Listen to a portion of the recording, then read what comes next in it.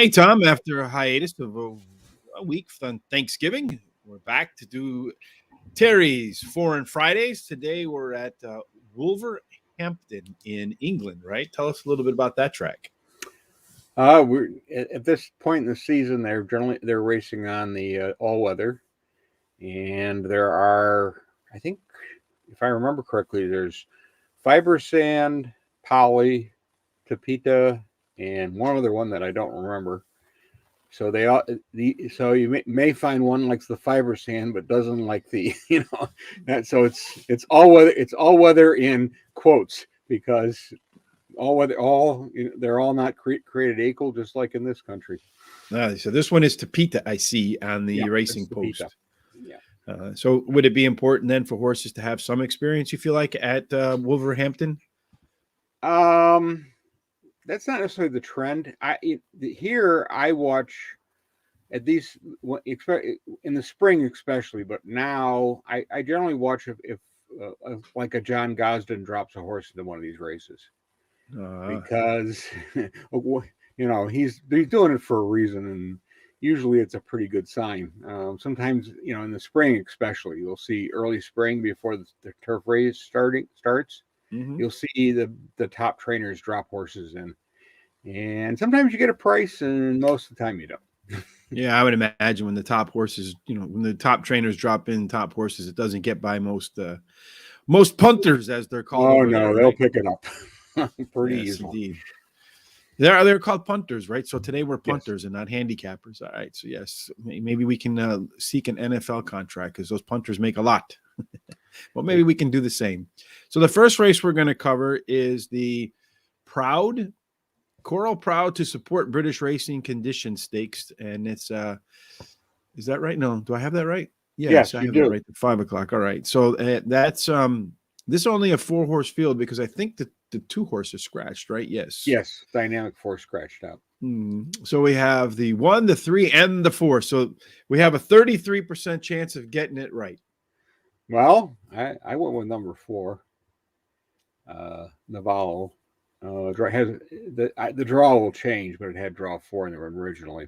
Mm-hmm. It's raced a lot, relatively speaking. It won last time out. Early in the season, it was against group horses. Tried Group 2 in Royal Ascot. It's been running in handicaps, a little higher level, I think, and now it appears to be dropping. So I went with that one. Dakota Power was my other one, and it had a weird race last time out because it hung left with about a furlong left, but it did keep going. So there's going to be a lot of interest in that horse too. And actually, is this going to be a jockey's race? I mean, when you have basically a duel. Yeah. Well, there's 3 horses in there, but yeah, it's just kind of like a straight up drag race between 3 horses now. Right? So it will definitely be, where do you want to be? How fast do you want to go? And that sort of stuff. Yeah, it's, I don't know if I'd want to be in that kind of a race in terms of the trainer or the jockey. What do you tell them? Follow this horse, or or to go out to the lead, just sit there and let them come and get you. And with 2-year-olds, it's even more of a challenge because you still don't really know what you have yet. That's for sure. Well, for me, I agree with you, Tom. I went with the 4-horse, but I went with the 3-horse inside El Caballo as the second pick. The 4-horse is probably going to be the heavy favorite, so I don't know that this horse. I guess if you're doing, do they do vertical bets over like pick 3s, pick 4s, and stuff like that? It depends on your bookie. Okay. Because it's just like in playing prop stuff you do in football or whatever. You can do that you can multi-bet. So you can be creative. You don't necessarily have to have, like we do, a pick 4 being race 5, 6, 7, 8. You may pick out different tracks, different whatever. I see. And then they just give you odds on that. That's cool. Right. I think that, usually for me, if there's a sequence like that, I try to beat a horse that's going to be like the 4. So I would probably go with the 1 and the 2 and just pass on the 4 and hope that the 1 or the 2 passes them and beats them. And that way you have a little better ticket because everybody's going to be a lot of those tickets are going to be surrounding the 4. Next race is a little bit deeper. This one is Slightly. a little bit deeper. Yeah, we got, what do we got? I think this one has 13 horses, right? Is that right? Yeah. And this one 13, is that a is the 6 max furlong. that they race at this track. So they don't. That's the most. Yeah, the most they'll put in a gate at this track. At this distance, I should say. Yeah, it's the 6 furlong distance. Yeah, it's a 6 furlong distance. So tell us a little. Do they turn? Do they go straight? How does this 6 furlong look relative? This is a turn. All right, so it looks really similar to what we'll see over here, except they run the wrong way. No, no, counterclockwise. Okay. Wolverhampton runs counterclockwise. So, I took 2 politics. Draw 3. 7 starts, has 1 win and 1 second. I liked its last race on the all-weather for the first time. It ran 4th, was kept to the rear, made progress at the end, had some traffic issues. I just think better placing will result in better results. In the past, he's been more forwardly paced, so this was kind of a different change of tactics. And maybe because of the track, maybe because they just wanted to see if it'll actually do anything. So this is his second run at 6 furlongs, and the only win he has was in 2020, which is at Sandown. So they're obviously looking, maybe the all-weather will wake this horse up. 6, Romaro, draw 9. 14, starts, 3 wins, 1 second, 1 third. Won in July and had 2 races since, and frankly, not much. Last race back, awkward start, moved forward, and it gave up. And the other race, it placed forwardly again, and back at the final furlong. But what are we doing? Well, we're changing to all weather. Those are turf races.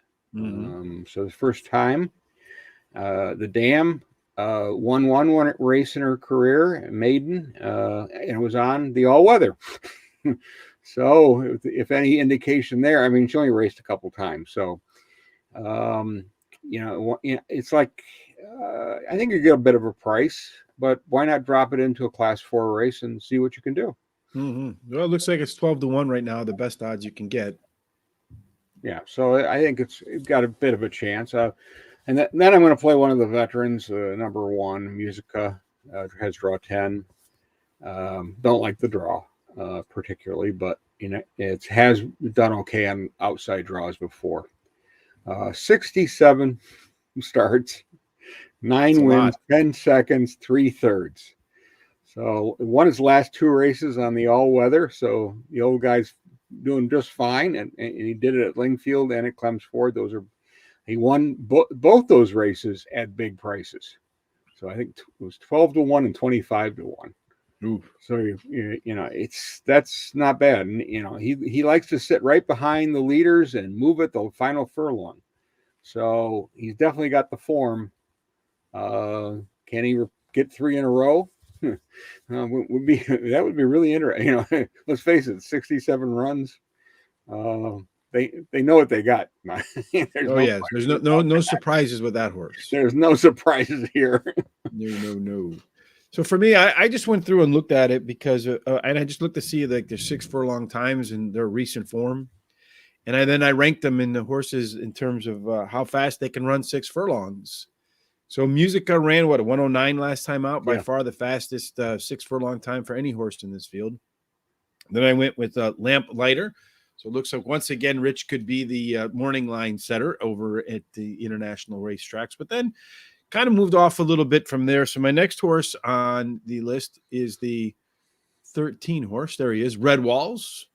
And then finally, my long shot here, Tom, is the 9 horse, I'm a Dreamer, which is the longest shot on the board at 25-1. So I'm barbelling this race, Tom, with the odds, the best odds and the lowest odds and the highest odds, and then just one in the middle. So hopefully the 25-1 shot comes home first, followed by the horse that's 8-1. Next stop, go ahead. Well, you talk about when you pick the odds when you're not really looking at them initially. You should consider working for a bookmaker because Yeah, you're just looking at the horses and just setting it accordingly, which is, I think it's actually a hard thing to do. Yeah, I get lucky With some of maybe. these I don't know what it some of is. these races, because you especially now that Oaklawn is open today. I mean, the track handicappers sometimes I cannot figure out what they're thinking of. The morning line people. Yeah, and it's here. Of course, the bookies make the numbers, Mm-hmm. and I mean they get it wrong too. But it's I know, to me it's a real challenge to try to be able to, especially when you've got some really short priced horses, or the other way, you got a very competitive race. Okay, so who do you make? Do you just leave them all at 3-1, or do you make the adjustment accordingly? I wouldn't want to do that job. Now, when we talked to David Aragona, he Yeah. said he doesn't really worry about who's going to win. He just he tries to figure out how people are going to bet based upon like the most common betting angles, right? So I guess, jockey trainer, that sort of stuff would probably be high up on there, then speed figures and then that sort of thing. The next race we're going to do, Tom, is 1.5 miles, I think, right? Yes, it's the Wolverhampton Beltway Handicap. I think there's another shorter field with just 6 horses in the field, Tom. 2 turns here. Yep. All right. And then run the right way, 2 turns. So it's going to look a lot like a race at home then, huh? Yeah, exactly. How do you like him here? I took number 2, Alfred Barcher, as my top choice. Has draw 5. 21 starts, 4 wins, 4 seconds, 4 thirds. Average effort last time out, but it was racing against better company. It was in a listed race. Drops to the class 2 after 3 races at class 1, and they were listed. Actually, they're a little higher than just class 1s because they're listed races. 2 tries on the all-weather, no placings yet, but it likes this kind of a distance, and maybe with a little bit of an adjustment of racing on the all-weather and going at a distance, and will help this horse. And then you got one of the better jockeys riding it, so David Probert is up, and he has won on this horse before. Mm-hmm. Number 3, King of the South, draw 4 was my next choice. 11 starts, 4 wins, 2 seconds, 3 thirds. One last time out, and against a lot of these, all of its wins are on all weather. So you don't. I wouldn't even bother putting it on the turf. Just run it here. The thing is with this horse is it likes distances, and it is moving up on the ladder. So this is been an improving horse, and I think it will be the favorite. I definitely think it can repeat here. And it faced off against some of these last time out too. Right. So yeah, one now the not no Diamias mice da mice, something to do with corn, maybe, I don't know. Okay, unless it's in Portuguese, but I know mice in Spanish is. It probably is, because they're raced in Brazil first, and then it was in France. All right, then it's probably Portuguese. Yeah. So 19 starts, 7 wins, 1 second, 3 thirds. Okay. As I said, it's a little deceptive because it was started its career in Brazil, and then went over to France, and then now is in England. The last 2 races on all weather, not great. The first start, England was not good. It finished dead last, but it had an improved run the next time out, and it ran more towards the front end, but frankly didn't finish. So that may have just been a little bit of more of a form issue, and maybe just needed a little more going, to be honest with you. So, its first race in England was a class 1, so it is dropping into a class 2. Mm-hmm. It does have a win on the all-weather at Chantilly, but he really finished second because the winner was disqualified for a banned substance. So it got the purse money. Not a buzzer, just he ate the bad hay. Yeah, he's been, or the good hay. It depends on how you look at it, I guess, right? So it obviously worked, but they caught it, and so this horse was pushed up. I think the drop will help. I also think that being more forwardly paced in a long race may help also. And it just may have been a little short on form, and this may be a better spot for it. Well, you and I agree on the top three horses, just a little different order. You went 2, 3, 1. I went 3, 2, 1. So we just flip-flopped our top two picks. Otherwise, we both agree the one horse is going to finish third. So the Portuguese horse is going to finish third. In my fourth spot, I have the 4 horse Cardona, which I would imagine is either probably Italian or Spanish. So again, I was looking at the horses and just their recent form to see which ones look like they're on the upswing, and I ranked them in terms of which ones I felt like were in the best form at the moment. So I'm going to go 3, 2, 1, and 4, Tom. The last race on the day for us, Tom, this one is 1 mile and 1.5 furlongs. So probably something similar to about a little bit, what is that, 1 mile and 3/16, I would guess. Mile and a 16th, mile and an eighth, somewhere in that ballpark. Yeah, that's probably about right. So this one I think this one is a bigger field too, but it looks like maybe there's some scratches because the odds aren't popping up on there.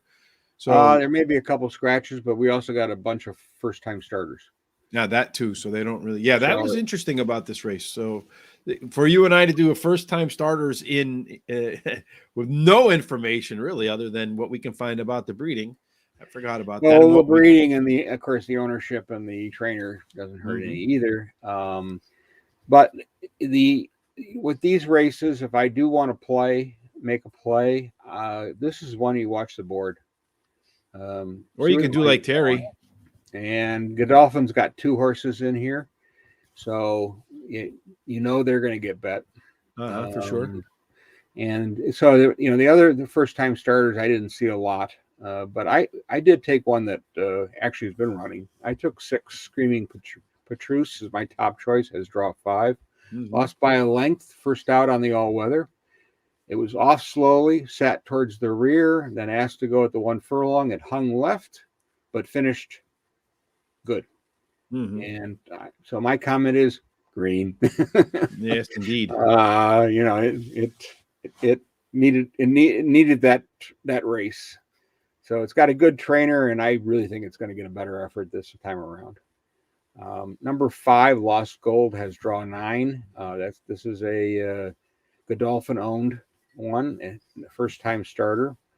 The sire has produced first-time out winners, and this year he's the champion 2-year-old sire. No, this is a 3-year-old. So the best horse that he's sired is Batash. That's a good horse. It's not too bad. The dam has produced 3 runners. They've all won, and 2 of them have won stakes races. So, but the dam was unraced, so we don't really have anything for her. Dark Angels, the sire, we get obviously a lot more information. So I got to figure this, they're not dropping this horse in here for nothing. And this looks, a nice spot maybe to win. There's another one. What is Warm Smile? The 9. Warm Smile is the other Godolphin horse in here who does have a race in hand. So, but I think, I don't know. I think this one looks a little better in terms of the breeding. And obviously the dam has produced winners, so that's always a positive sign. Yep. Number 3, Handle, draw 7 is my final choice. It has 6 starts, 2 seconds, and 2/3. Well, it likes to finish in the money, but it hasn't won yet. The best way to describe it for me is tries and fails. But doesn't fail badly. It's not finishing at the rear of the pack. In this country, what would we do? We would drop it into a maiden claimer, right? For sure. Not doing so hot. Here, they obviously think they've still got something, and they're making money, so it's not like it's not paying the bills. I think it tries the all weather for the first time, and it also tries further distance, and I think that helps a lot. The trainer in the last 14 days has sent out 5 runners and has 2 wins. Always like to see an in-form stable. They are shipping this over from Ireland to try the all-weather. So change of scenery, maybe just the ticket to get this horse to finally get a win. Just what it needs, right? So you and I agree a lot. We both have the 6 and 5 on the top picks. I have the 3 as my fourth pick, I was deciding between the Godolphin first-time starter and the other horse, the 6-horse, Screaming Petrus. Screaming Petrus does have, like you said, a start, and it was also 2-1. It was bet down, so it tells me that somebody liked it. The public definitely was not afraid of that horse. So I feel like that experience will probably help it in its second start over the 5. Then I went with the other Godolphin horse, Warm Smile. Saeed bin Saur is a heavyweight trainer, I feel like. So you have that combination going there with the Godolphin. So that's kind of like, like I said, heavyweight. You got you have top owners, top trainer. Horse should do fairly well. And then I have the 3, as I mentioned, as my fourth pick. Any thoughts in terms of, I know you mentioned looking at the board. Do you feel like that's something that bettors should really pay a little bit more attention to over there, or less attention to? Because it seems like so many times when I go back and look at our results the next day, because these will be running tomorrow, Saturday, in the morning. The races these are the evening. They race in the evening there. Oh, so this will be in the afternoon then? So it starts the 5 o'clock will go off at 11. Oh, okay. So still kind of morning-ish. So, and then just keep, every half hour they run these races. So, the other thing to look at is if you're really interested in betting this kind of a race, the listening to the commentary, because this race obviously will be telecast here, you'll be able to watch it here. The paddock, if you get some of that paddock chatter and some of the insight that some of these people are looking at, they'll give you some idea of if the horses looks like something like it's going to be able to do anything. And we're not talking about the best horses in this race at this point, but you do have one of the best ownership in this race. Right. So if they don't particularly like those horses, then you probably are pretty safe in saying they, may need a race or whatever, and that certainly could be the case. So if that's for me. I'm not going to put anything down until I've actually heard some of the commentary, and then make a decision based on that. And the horse is on its toes and it looks like it's interested. Got a nice shine. I'm going to be more inclined to bet the horse than some of them that may not be so. And they do cover it enough that you get to see some decent paddock shots in the walking of the horse. And sometimes, if they have, for instance, 2 people on both sides walking the horse, that's not necessarily a good sign. Horse maybe it's got some problems. For sure. And it goes without saying that with that. I also find in the Hong Kong racing that to be very helpful. They do give you a lot of information, and sometimes a little too much, but at least it gives you some insight of what a person who's has a lot more experience in looking at horses than you and I do, and giving some insight. We look at a flat piece of paper, and sometimes it's a whole different world when you actually go and look at the horse. I'm sure. Yeah. It's one of the questions we always ask folks who are on the spot paddock commentators is, what are you looking for in the horse, for sure? So if folks like what they saw here today, Tom, what do you think they should do? Well, I hope you're going to subscribe to us. And I think also, enjoy some of these races, because sometimes they can be pretty much a wide open thing when they, the turns are a little sharp and you get a nice wide, they'll fan out, and you get sometimes those closers can really pick it up. Some of these their races are not run like the speed balls that we do in a lot of our races. There's going to be a little more tepid, and they get to that second and furlong out, second furlong out, 1 furlong out. You really, that's when the race goes. And kind of like an NBA game, the last 2 minutes. Yeah, exactly. For sure. All right. If you do like what you saw, please subscribe here at Horse Racing Radar TV on YouTube. Hit the subscribe button. Follow us at Racing Radar on both Twitter and Facebook. You can also catch us on Horse Racing, the number 2, the word day, on Facebook and Twitter now, and horseracingtoday.net is where we'll post the video and any commentary. So make sure you head over again to horseracingtoday.net. Tom, has always been fun. We'll be back next. I don't know. What are we planning on doing next Hong Friday? Kong. Hong Kong. There are four top races there where the foreign horses are allowed to enter. And one of the horses that is running is the Breeders' Cup filly and mare turf winner. Oh, fantastic! Love on you. So yeah, we got a very good quality field. I didn't see any U.S. horses entered, but there's some English, Australian, and Japan and of course Hong Kong. And so those are the worth some money. Yeah, it should be fun. Hong Kong was fun last time, so I look forward to that. We'll be back next Friday with Hong Kong.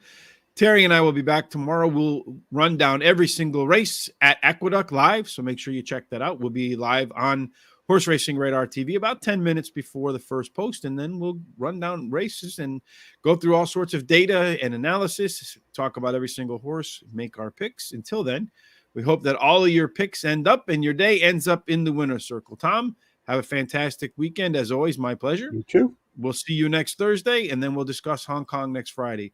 All right, everybody, have a fantastic weekend, and good luck at Wolverhampton.